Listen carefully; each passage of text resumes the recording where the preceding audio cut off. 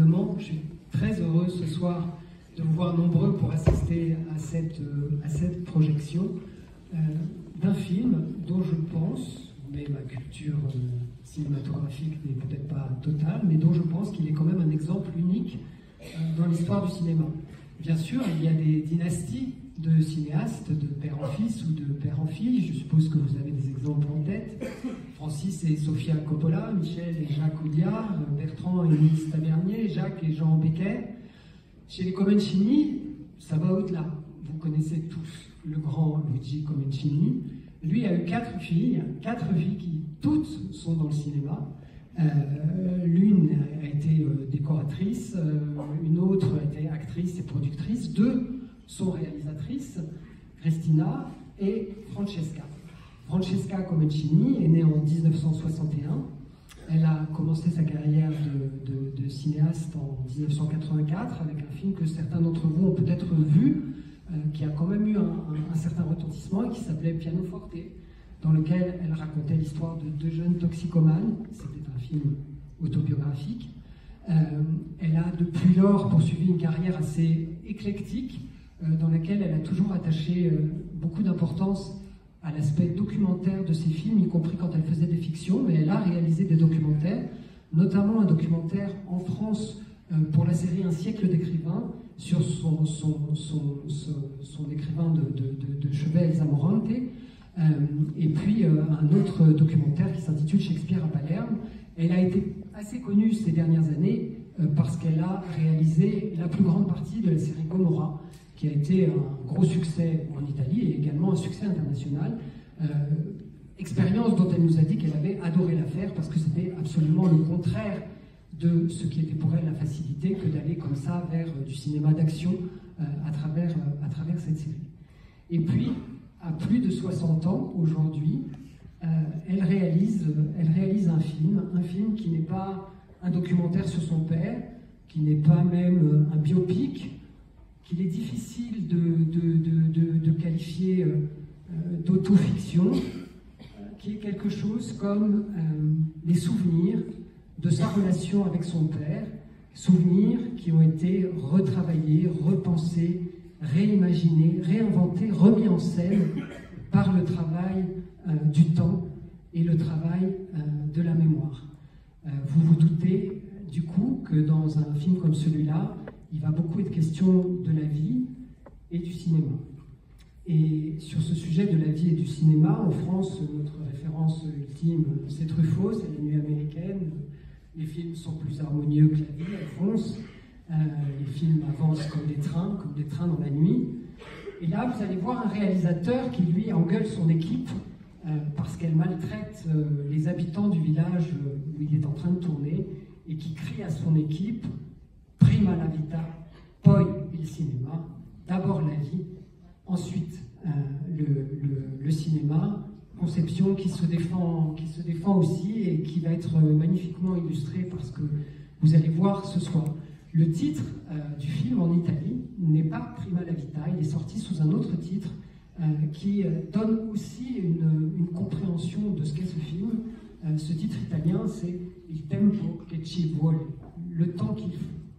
Et le temps qu'il faut, c'est le temps qu'il faut pour la relation entre un père et sa fille qui, à l'enfance, a été quelque chose d'extrêmement étroit, qui a été ravagé plus tard. Évidemment, je ne vais pas spoiler les choses, et le temps qu'il faut pour reconstruire ça. Mais c'est aussi le temps qu'il faut pour inventer un film comme celui que vous allez voir là, qui est quelque chose d'extrêmement risqué, parce qu'elle prenait des risques, y compris avec l'image de son père, Luigi Comencini, grand cinéaste internationalement reconnu, et elle a fait quelque chose qui me semble bouleversant, extrêmement émouvant. Ce film, elle l'a écrit pendant le Covid, quand elle a été dans un grand état de solitude, où elle s'est mise à écrire de manière frénétique sur ses souvenirs, sur les souvenirs de son père aussi, parce qu'elle voulait aussi raconter l'enfance de son père. Et puis à un moment, elle s'est trouvée avec une masse documentaire énorme. Elle est allée voir quelqu'un qu'elle connaissait un peu, mais pas tant que ça, mais qui est un maître en Italie, qui est Marco Bellocchio. Et Marco Bellocchio, d'abord, a accepté d'être son producteur, donc l'a beaucoup encouragé engagé dans ce projet, et il lui a dit « Concentre-toi sur ta relation avec lui, laisse tout le reste de côté, c'est trop. Il y a plusieurs films dans ce que tu as bâti, essaye de construire autour de cette relation. » Et c'est ce à quoi elle s'est attachée pour bâtir le récit que vous allez voir ce soir. Récit qui va de l'enfance à l'âge adulte, récit dans lequel vous allez voir cette relation presque exclusive. Tous les personnages secondaires vont pratiquement ne pas exister, alors que c'était une famille nombreuse. Vous ne verrez jamais sa mère, donc la femme de Luigi Comencini. Elle a tenté quelque chose de très audacieux dans la présentation de cette relation. Je vous invite à admirer à la fois le mélange de précision documentaire dans la reconstitution, puisqu'il va être question notamment du tournage d'une œuvre emblématique de Luigi Comencini, qui est Les Aventures de Pinocchio. Regardez le travail de reconstitution qui est fait sur cette partie du film, et néanmoins, ça se contrebalance par la naissance de l'onirisme, de la poésie, du regard que porte une petite fille sur un tournage de cinéma, sur ce qui arrive dans sa relation avec son père.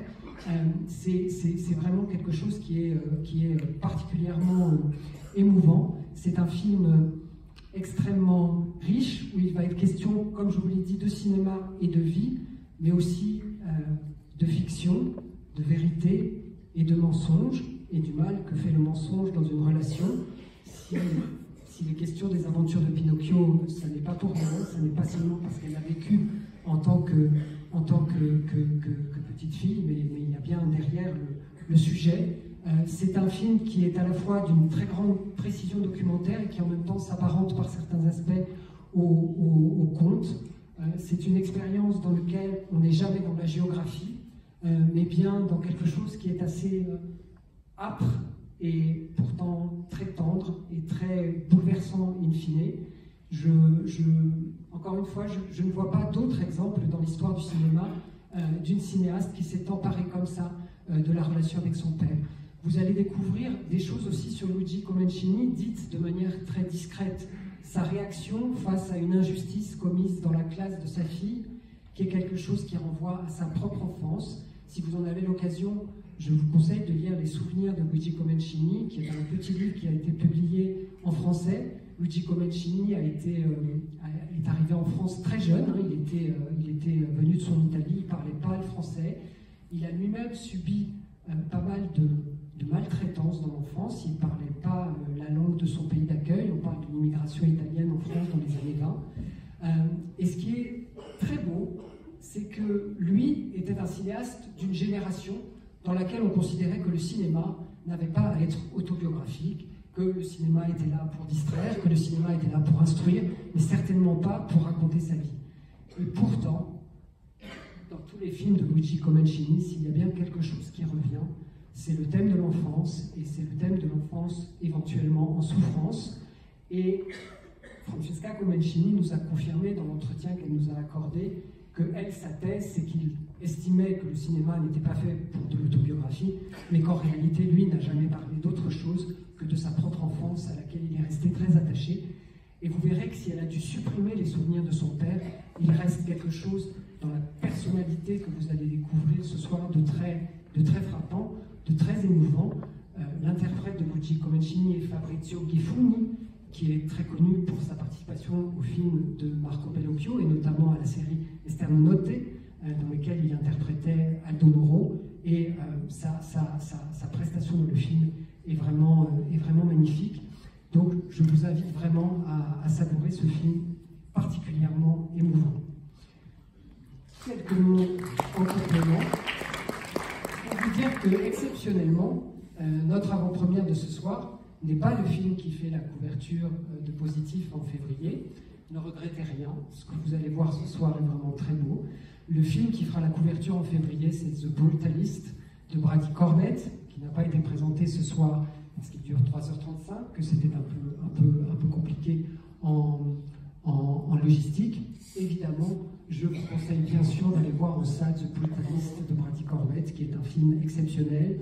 Vous avez l'impression de regarder un classique dès le jour de sa sortie. C'est pas une sensation qu'on a très souvent. Remercier le distributeur Pyramide qui nous permet de faire cette soirée ce soir. Vous inviter à vous abonner à Positif si ce n'est pas déjà le cas, parce que c'est très important pour la vie de notre revue, que notre public s'accroisse le plus possible. Et puis enfin vous indiquer que la prochaine avant-première aura lieu le 25 février, qu'il s'agira de Black Dog de Wan Hu.